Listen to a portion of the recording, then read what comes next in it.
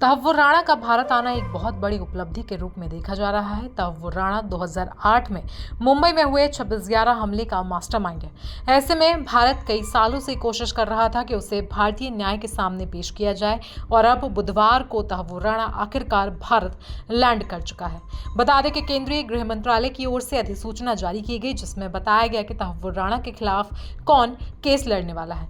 मुंबई हमले में इस खास केस की जिम्मेदारी सीनियर अधिवक्ता नरेंद्र मान को दी गई है, जो अगले 3 साल तक मुंबई हमले से संबंधित केस में दिल्ली स्थित एनआईए की विशेष अदालतों और विभिन्न हाई कोर्ट्स में पैरवी करेंगे।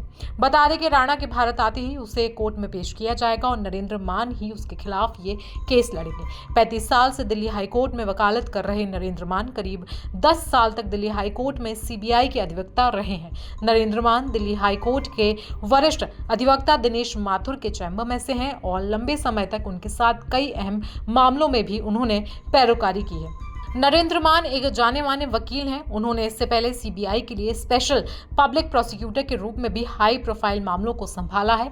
इनमें से 2018 में कर्मचारी चयन आयोग यानी कि एसएससी पेपर लीक का मामला भी शामिल है और इसके अलावा भी कई बड़े मामलों में पहले वे पब्लिक प्रोसिक्यूटर की भूमिका भी निभा चुके हैं। बता दें कि सरकार की ओर से जारी अधिसूचना के मुताबिक मान की नियुक्ति एनआईए के case number RC04/2009 NIA DLI से संबंधित है। ये मामला पाकिस्तान मूल के तहव्वुर राणा और डेविड कोलमैन हेडली के खिलाफ है।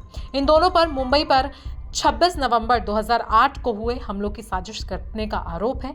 अब नरेंद्र मान इस केस की सुनवाई एनआईए की स्पेशल कोर्ट दिल्ली और संबंधित अपीली अदालतों में करेंगे। नरेंद्र मान की नियुक्ति 3 साल के लिए की गई है। उनकी नियुक्ति अधिसूचना प्रकाशित होने की तारीख से ही लागू मानी जाएगी और यदि ट्रायल इससे पहले पूरा हो जाता है तो उनकी जिम्मेदारी वहीं खत्म हो जाएगी। तहव्वुर राणा को लेकर क्या कुछ बातें और सामने आई हैं, चलिए आपको वो सुनवाते हैं। सिस्टम बनना चाहिए, फास्ट ट्रैक पे चलना चाहिए। कसाब के जैसे अंडा सेल में बिरयानी वगैरह नहीं जाना चाहिए। आ रहा है, हमारे दिल को उस दिन सुकून मिलेगा। मैंने उस दिन देखा हूँ कितने लोग मरे, त्योहार मनाने जा रहे थे, बकरीद का त्योहार था, कितने लोग बेघर हो गए, किनके माँ बाप गए, किसी का भाई गया, किसी का बहन गया। सरकार अपना काम कायदे से करे। मोदी जी से रिक्वेस्ट करता हूँ, राष्ट्रपति से रिक्वेस्ट करता हूँ, उनको मेरे हिसाब से 15 दिन के अंदर में दिया तो बहुत अच्छी बात है। 20 पब्लिक में दिया तो आज पाकिस्तान का आतंकवादी को डर पैदा होएगा। नहीं तो उनको मारना है या मरना है।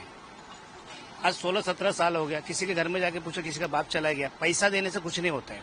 आज मैं वहीं पे हूँ। सरकार हमारे लिए नहीं सोचती है, आतंकवादी लोग लिए सोचती है। राष्ट्रपति से, हिंदुस्तान के हर एक बड़े कोर्ट से मैं हाथ जोड़ के मैं बोलता हूँ, उनके लिए अलग से एक सिस्टम बनाना चाहिए, पार्लियामेंट में या कुछ भी हो। बस यही कहना चाहता हूँ, उनको ज्यादा दिन मत रखो, ज्यादा वेस्ट टाइम पे मत करो। आप में किस तरह से खुशी का माहौल है उसको लेके आ रही है इंडियन गवर्नमेंट? जब उसको फांसी दे दिया जाएगा 10 से 15 दिन या 2 महीने के अंदर में, तब खुशी मनाऊंगे, पटाखा फोड़ूंगा और हर एक को इंसाफ मिलेगा। अभी तक इंसाफ नहीं हुआ है।